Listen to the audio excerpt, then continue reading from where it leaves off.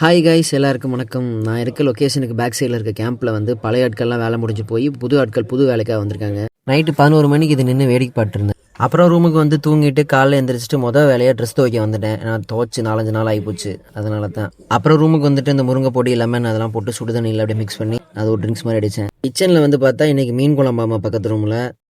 இதான் மீன் குழம்பா? அது மீன் குழம்பு, ரெண்டுமே மீன் குழம்பு. இது பார்க்கறது இது ஐல எதாவது நம்ம கிட்ட இருந்த அரிசி தீர்ந்து போச்சு. அரிசி வாங்கியிருக்கணும், மறந்துட்டேன். சரின்னு பக்கத்தில் இருக்க பக்கலாக்கு வந்து குப்பூஸ் வாங்க வந்தேன்.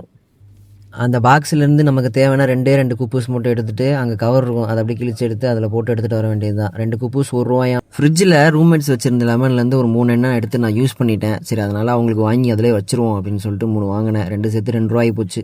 இன்னைக்கு லீவு என்பதால் வீட்டில் வீடியோ கால் பேசி கொண்டு இருக்கிறார் தலைவர். அப்புறம் வழக்கம் போல பக்கத்து ரூம் கைஸ் வேணான்னு சொல்ல 2 மீன் கொடுத்தாங்க அவங்க சமைச்சதுலேருந்து.